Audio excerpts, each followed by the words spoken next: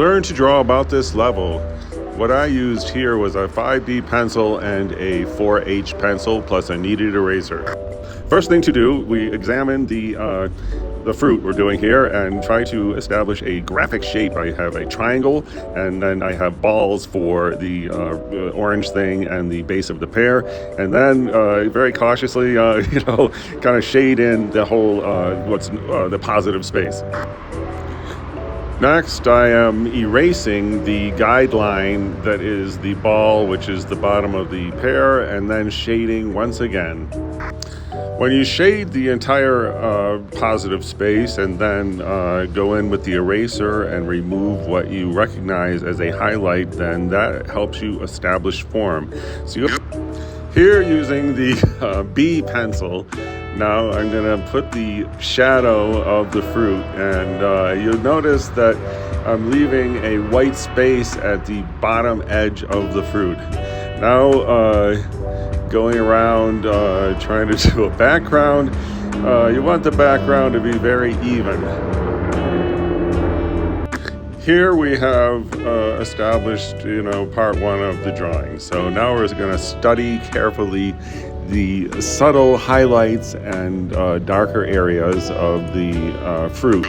This stage is all about representing the fruit with poetic license, and not, trying to copy it exactly, because obviously we have a white background in reality, but we shaded it in order to bring the fruit forward.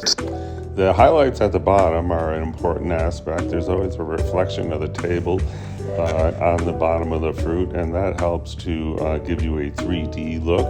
Don't get discouraged if it doesn't come out looking like this the first time through. It's a lot of fun, and just keep trying at it patiently.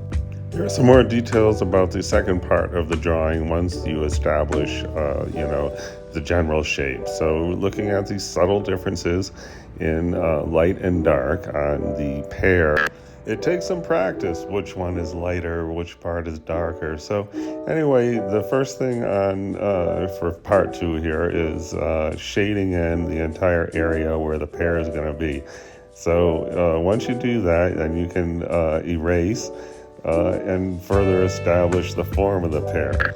Here I'm doing a thick shade line, which is the positive space of the pear on the left side. Now I'm doing the shading in the middle a bit, and now a shade on the right side, which is the negative space, the space behind the pear. Now erasing to make our shadow a little bit more subtle.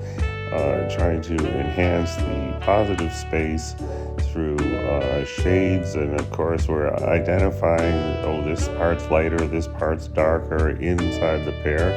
Then just general refinement. It definitely takes some practice, but it definitely is a lot of fun, and you can usually see improvement every 5 or 10 you do.